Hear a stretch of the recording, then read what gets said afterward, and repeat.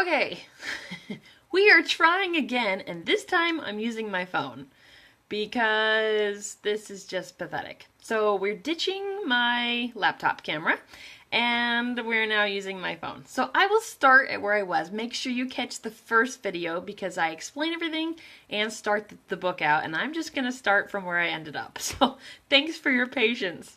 All right. So anyway, she's carrying the basket down the hallway with the offending sausage. "Watch out!" one crotchety little number in a boring blue outfit hollered, as if in warning to the entire building. "That's a little big for you, isn't it, honey?" "Zut," I muttered in French. One of my favorite things to do in the whole universe. A throwback to my ballet days, when I worshipped anything and everything coming out of France.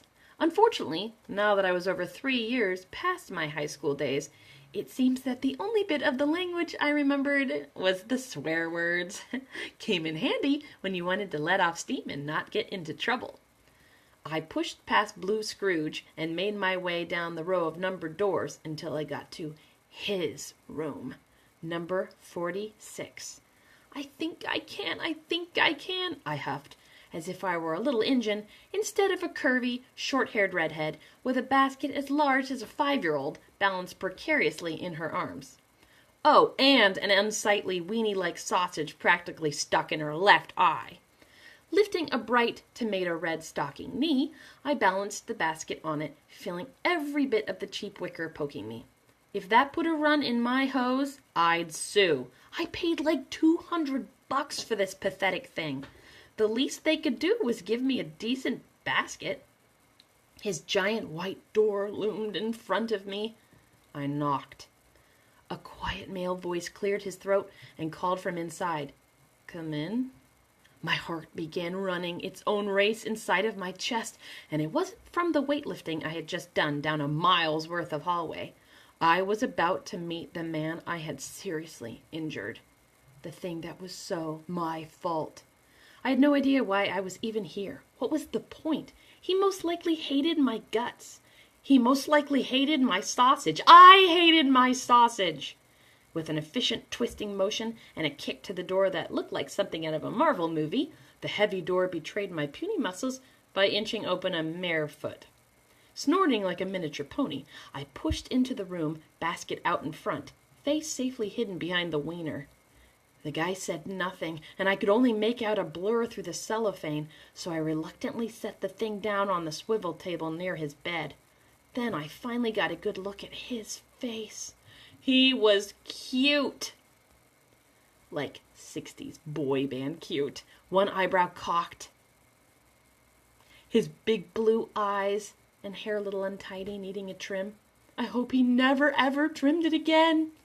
With a polite smile I could swear was almost as nervous as it was curious, he stared at me, waiting in silence for me to speak. I contemplated for half a second, letting the silence go on, and suddenly concocting a story about being merely a delivery girl in tomato-red stockings and a royal blue sweater with no name tag and offensive wiener sausages she brought on sticks. Yeah, I wouldn't buy it either. Taking a shaky breath and marching up to the bed, I stuck out a stiff hand, fingers spread and taut. "I'm Cleo Stanton, and you're Grayson Fox." He leaned forward on one elbow to take my hand, his left foot perched above the blankets on a pillow, wrapped in a thick black boot. He shook my hand gently and politely, and I waited for the recognition that would soon transform his features. That's a huge basket." He eyed the beast next to him.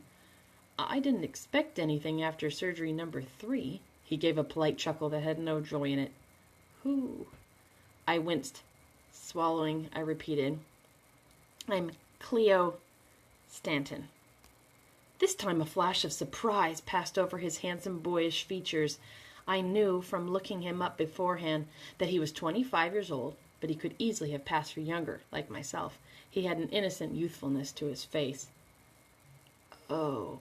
With that one word his features froze, and he looked away from me to the basket.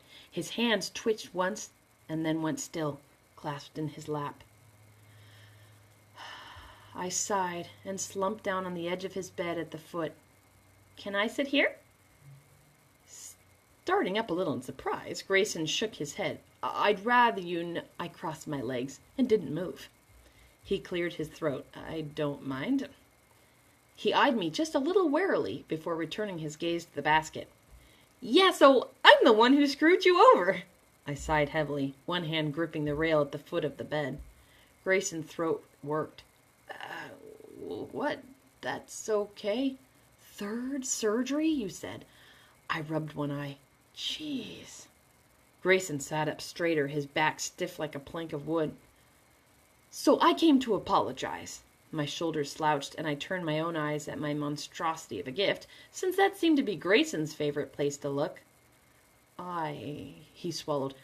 I never expected to actually meet you. You really didn't have to do that. Fils de pute, I snorted, leg bouncing. Of course I did. Are you kidding? My voice dropped. I ruined your life. I jumped off the bed and began to pace the room. I am incredibly sorry, Mr. Fox. Wringing my hands in front of me, I tried to keep the wobble out of my voice and the salt water out of my eyes. You have no idea how sorry. Grayson looked a bit pale. No, really, it's okay, he swallowed. It was an accident. I dropped to my knees beside the bed and didn't care if it was melodramatic or not. I was driving drunk, Grayson. Can I call you Grayson? So that makes it worse than an accident. I hung my head and pressed my forehead into the side of his mattress. You can stand up, please. His voice dropped to a whisper for a second. Please stand up. Never. Please. His tone became more alarmed and unsure, so I scrambled to my feet and resumed pacing. I know all about you, I think, kinda. I gave him pointed glances as I marched the 5 steps back and forth across his room past the foot of his bed. You're this ultra-amazing medical student, like top of your class, and you're going to be a... I floundered. I didn't really have that piece of information, so I bluffed a moment of forgetfulness. Grayson chewed on his lower lip. Dentist? Swiftly I ran my tongue over my teeth. Clear. Right! A dentist. I forgot. Yeah. He raised that eyebrow at me again, and looked like I had grown 8 legs. I allowed a teeny-tiny smile. Here you are, just trying to cross the street outside Walmart one evening, and there goes stupid Cleo Stanton, barely 21 and already in love with alcohol. Oh yeah, I really did love the stuff. I gave a little moan. But I'll never drink it again now. Nuh-uh. I learned my lesson. I dropped both hands to his footrest guardrail. I never saw you coming. Suddenly you were just there. They say your reflexes are bad with even the tiniest bit of alcohol, and I wasn't all that drunk, I swear. I mean, what the faux? You were just there and wham! I smacked my hands together loudly. Grayson's face went green. I rushed to his side, snatching the little plastic wastebasket from the corner. Merda! Crap, I'm sorry. Look, Grayson, look. I should just shut up. I talk too much. It's like my worst fault. I laughed loudly without mirth and shoved the trash can into his hands. Grayson took the basket forced upon him and simply gawked at me, blinking his eyes rapidly. I waited and stared at him. He waited and stared at me. Finally, he set the trash can down by the side of his bed. He cleared his throat again, still pasty white in the face. Thank you, Cleo. Like I said, it was an accident. He backed up as far into his headboard as he could go, as if I was going to reach out and bite him. I completely forgive you. I let out my breath in a gasp and sat down in a heap at the foot of his bed again. Oh, gosh, thank you. You have no idea what it means to me to hear that. I ran a hand through my chin-length hair. Like, I know you didn't press charges, so I knew you were an utterly awesome, magnifique person. I kissed my hand to him, feeling the freaking tears appearing at the corner of my eyes anyway. What the heck? I let him come. I didn't care anymore. Grayson's expression hadn't changed. He still looked like someone about to get bit by a rabid dog. But you still went to jail. I'm sorry. I couldn't change that. His hands twitched again. What the faux? I shrieked. Why are you apologizing for that? Gulping, I swiped a hand over my watery eyes. It was nothing. Minimum punishment for a first-time DUI that injures another. 30 days. Except it had been everything. In a moment, I had lost my brand new job as assistant director at the preschool, lost my reputation, and lost any of the last motivation I had for life in the future.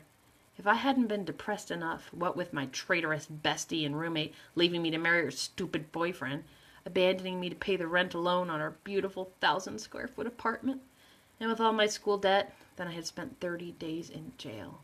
I'd lost my home, had to move into a dog kennel-sized studio flat near my parents, and had to survive on measly savings while I looked for a new job. Savings I really didn't have with all that freaking debt, and a $200 gift basket to it all. That dream book I wanted to write, who'd want to read it now? A Psychological Study on Childhood Bullying by Cleo Stanton, jailbird and drunkard. I'd laugh if I wasn't already crying. Whatever, I mumbled, waving my arm, letting the tears drip freely down my cheeks. What did I have to hide from this guy? He'd seen me at my worst and was recovering from surgery number 3, hoping to be able to walk again like a normal human being someday. This guy had spent 30 days in and out of hospitals already. That had to be worse than jail. I mean, the pain alone. All I had to put up was with stinky girls who snored and fought over magazines and potty breaks. Are you French? I smiled at Grayson, the tears ceasing. Dude, I wish. He cocked that adorable eyebrow at me one more time, and his mouth knit in that nauseated look he couldn't seem to get rid of. He continued to look down at his hands, twisting the sheet back and forth, but his voice seemed stronger. Well, thank you for the basket. All's forgiven. Please don't worry about it anymore. I'm just as sorry things ended up this way, but I don't blame you at all. But it was my fault anyway, whether he, in his super nice boy state, wanted to admit it. Thank you. That's the first 2 sections. Hope you enjoyed it. Please leave me your reactions and questions and whatever other thoughts you have. And remember that the link to buy is in the comment section, as well as the link is in the description, as well as the link for the blog tour if you want to participate.